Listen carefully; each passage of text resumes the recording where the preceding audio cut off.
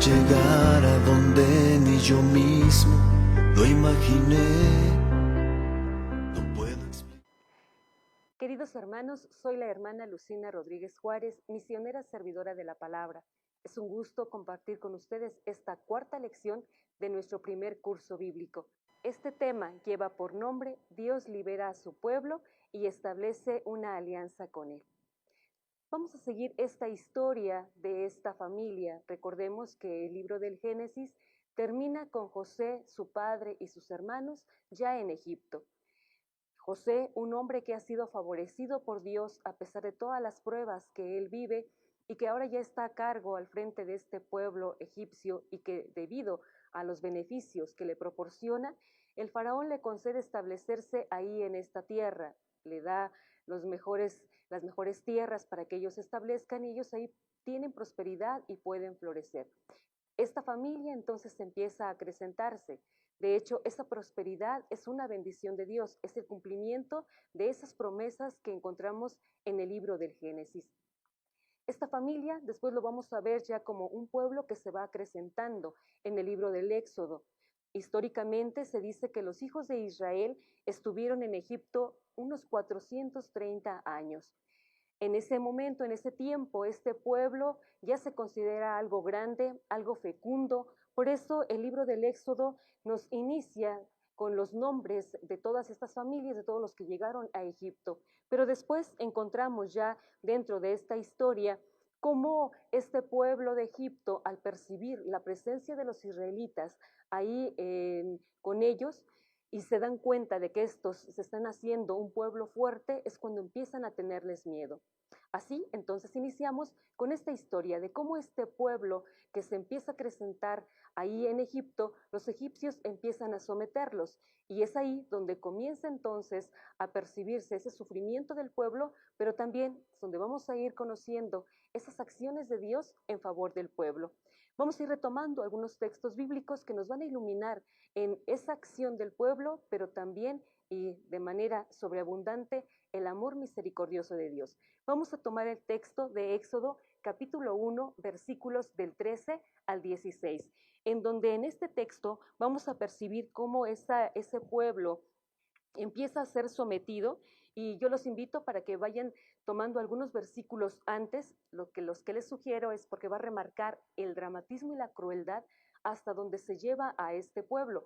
Sin embargo, los versículos anteriores, desde el versículo 9 y siguientes, va a estar presentando la acción del faraón, donde el faraón les dice, miren, el pueblo de Israel, versículo 9, es más numeroso y más poderoso que nosotros. Entonces empiezan ellos a planear y a someter al pueblo, cuando empiezan a ponerles cargas más pesadas, un maltrato cruel, donde ellos tienen que ir a buscar su propio material para poder hacer esos ladrillos en esas construcciones que ellos estaban haciendo.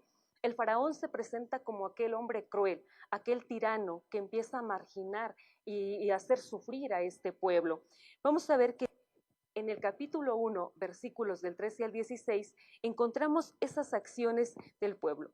Primero, vamos a percibir cómo los egipcios esclavizan cruelmente a los israelitas. Lo encontramos en el versículo 13. Los invito para que tomemos nuestra Biblia y escuchemos este texto y vayamos siguiendo ahí nuestra lectura. Los egipcios esclavizaron cruelmente a los israelitas. Les amargaron la vida, sometiéndolos al rudo trabajo de preparar lodo y hacer adobes y de atender a todos los trabajos del campo. En todo esto, los israelitas eran tratados con crueldad. Además, el rey de Egipto habló con Cifra y Púa, que eran parteras de las hebreas, y les dijo, cuando atiendan a las hebreas en sus partos, fíjense en el sexo del recién nacido. Si es niña, déjenla vivir, pero si es niño, mátenlo. Palabra de Dios. Te alabamos, Señor. En este texto encontramos entonces esa maldad. Primero, la esclavitud, el sometimiento, el ya no permitirles que fueran libres y que gozaran de esa prosperidad que el Señor les había concedido. El segundo punto, les amargaron la vida. En ese sometimiento, entonces ellos empiezan a sentir el peso de la esclavitud y el peso de la tiranía. Posteriormente, dice ahí el texto, y los someten al rudo trabajo de preparar lodo, hacer adobes, y todo esto lo remarca el texto, versículo 14, cuando dice, y eran tratados con esta crueldad. A tal grado llega esa crueldad y esa esclavitud, ese sometimiento del pueblo, que entonces ellos empiezan a sentir el peso de esa, no solamente hablar de una crueldad, sino de una maldad. Hoy en día también podemos percibir esa experiencia en nuestros pueblos o en nuestra misma vida.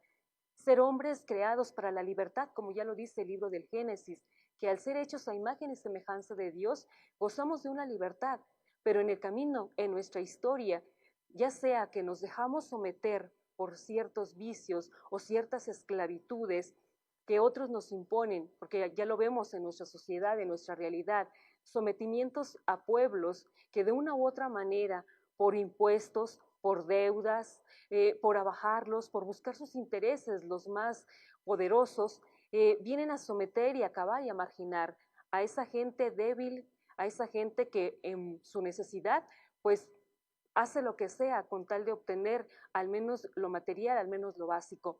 Pero también en nuestras vidas nosotros podemos vivir una especie de esclavitud con los vicios que a veces nos someten, que no nos dejan vivir en esa plenitud y en esa felicidad.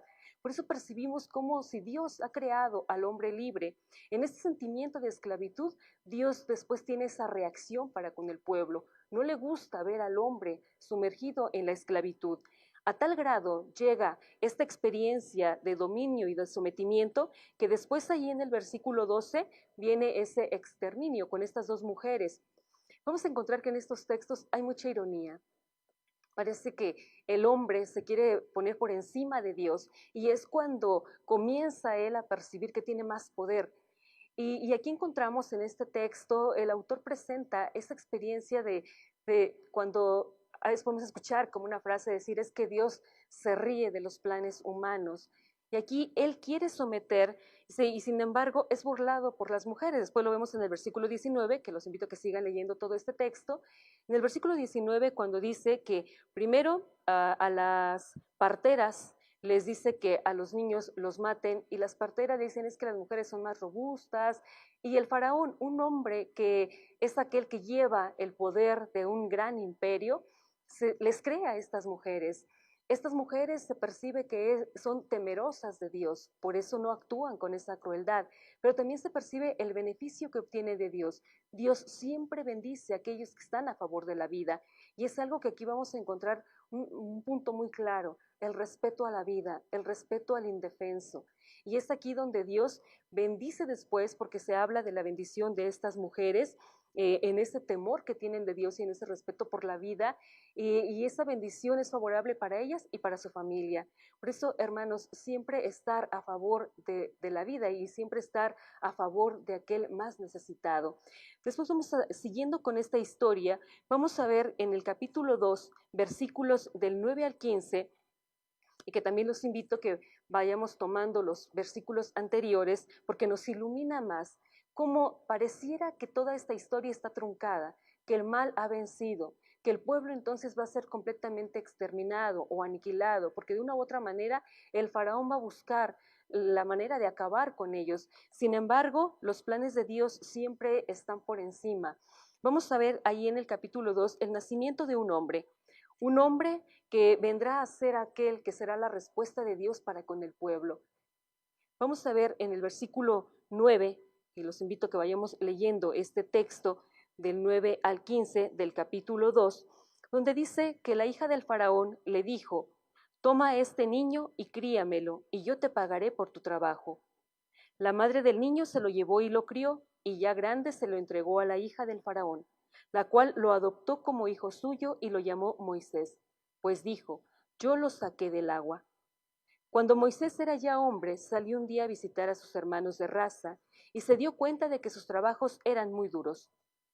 De pronto, vio que un egipcio estaba golpeando a uno de sus hermanos hebreos. Entonces miró bien a todos lados y al no ver a nadie por allí, mató al egipcio y lo enterró en la arena.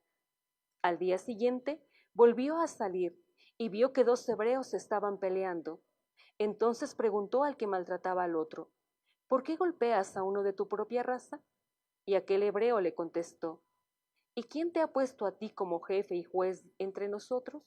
¿Acaso piensas matarme como mataste al egipcio?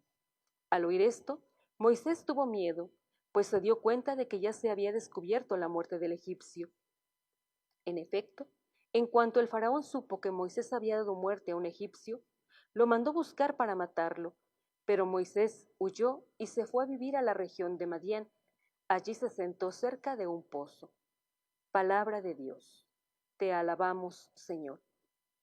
En los versículos anteriores al versículo 9 encontramos esa experiencia de la madre de Moisés. El faraón, al percibir que con lo que les había pedido a las hebreas no había surgido su plan, entonces pide que los niños sean echados al agua para que ellos mueran. La mamá de Moisés, una mujer valiente y decidida, se arriesga a tener al niño y después, cuando ya no puede ocultarlo, lo deja en el río, le prepara ahí una cuna, el texto lo va mencionando, y lo deja ir. Está bajo la providencia de Dios, bajo la mirada de Dios. En el texto, ya en el versículo 9, encontramos otra ironía. Cómo este hombre, el faraón, quiere acabar con los israelitas y sin embargo en su casa es donde va a formar aquel que después va a venir a ser el que va a liberar al pueblo. El día de hoy se necesitan muchas mujeres, así como la mamá de Moisés, que luchen en favor de la vida de sus hijos. Aquellas que, recobrando esa dignidad de ser mujeres y ese regalo tan maravilloso que es el don de la vida, que sean capaces de percibir esa gran magnitud que tiene el poder engendrar a un hijo en su seno y ser capaces de llevarlo, de educarlo, de formarlo bajo las circunstancias que estén viviendo. Esta mujer, ante ese riesgo, también recibe esa bendición de Dios, y la bendición es que ese hijo no muere. Ese hijo llega entonces a la casa del faraón. La hija del faraón lo toma y lo cría, pero aquí también encontramos esa bendición de Dios para con la mamá. La mamá es la que después va a venir a terminar de criar a este niño. Entonces los planes de Dios siempre van a ir llevando toda esta historia. Él es el que va entretejiendo toda esta experiencia para con el pueblo. Es Él el que se hace presente, aun en los momentos que pareciera que está oculto, que no actúa. Vamos a ver también que ya en esta experiencia de Moisés, con el nombre que le coloca ahí la hija del faraón, que lo vemos en el versículo 10, dice que le pone por nombre Moisés porque lo sacó del agua. El nombre siempre va a tener un significado muy fuerte para con el pueblo. Moisés, que se podría traducir como el sacado de las aguas, porque proviene del verbo masaj o mashak, es aquel que después, entonces, no solamente es el sacado de las aguas, sino que va a ser también el que saca, ya en un sentido activo, y esa va a ser su misión, el sacar a ese pueblo. Por eso el nombre conlleva también su misión, aquel que es mirado por Dios, elegido por Dios, que aquí todavía no recibe ese llamado, esa invitación, pero que posteriormente entonces entenderemos por qué este hombre llamado Moisés va a llevar a este pueblo, lo va a sacar de esta tierra de esclavitud para encaminarlo hacia las promesas de Dios, que son las promesas que se vienen percibiendo desde el libro del Génesis. Encontramos después, que ya escuchamos, del versículo 11 al versículo 15, esa experiencia de Moisés. Moisés, al ser un hebreo, él sabe quién es su pueblo. Él cuando sale, y hay algo muy significativo, que dice que él salió un día, salió y se dio cuenta, él vio. Cuando él se da cuenta de la realidad en la que se encuentra su pueblo, porque sale del palacio, no está ahí acomodado, no es que ya llegó a ese lugar de seguridad y ya no le interesa, ¿verdad? Como hoy en día puede pasar con algunos que dentro del poder o dentro de la familia está acomodado, tiene una seguridad y está viendo la necesidad del otro, la necesidad de su pueblo, la necesidad de un familiar, de un hermano y no hace nada. Aquí no, aquí lo encontramos con Moisés. Moisés sale de esa situación, sale de su palacio, de su comodidad, de su seguridad y se percata de que su pueblo está sufriendo. Por eso dice ahí, y se dio cuenta de que sus hermanos de raza eran tratados y de una manera muy dura con esos trabajos que les habían impuesto. De pronto él ve que hay un egipcio que está maltratando a su hermano. Él reacciona, Él hay un celo que lo mueve, un celo por ayudar al otro. Se da cuenta de que hay necesidad, que hay sometimiento, pero que también hay muerte. Él no se queda indiferente, no pasa y se hace de la vista gorda, como decimos, ¿verdad? Y le da igual el percibir si hay dolor o sufrimiento. Un individualismo que es el que se está viviendo el día de hoy. Se ve que alguien está sufriendo y para no tener problemas, para que a mí no me haga nada debido a toda la inseguridad que se vive, entonces pasamos de largo. Aquí encontramos que no.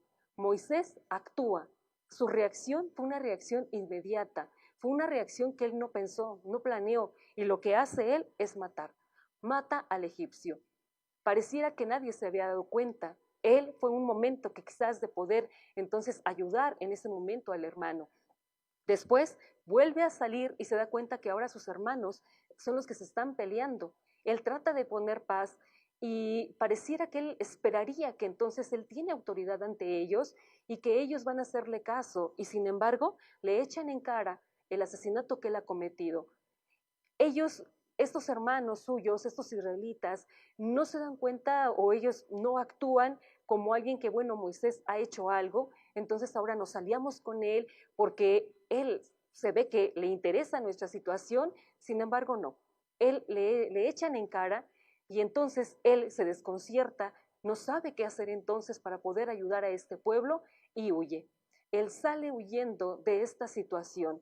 Y es ahí, en esa salida que él tiene también de Egipto, donde después vamos a seguir esta historia. Pareciera que entonces Moisés ha fracasado. Su deseo, su intento de poder ayudar al pueblo fracasa. Él sale huyendo y después lo vamos a encontrar ya establecido en un lugar que sería ya en el desierto, que lo encontramos en el libro del Éxodo, capítulo 3, versículos del 7 al 9.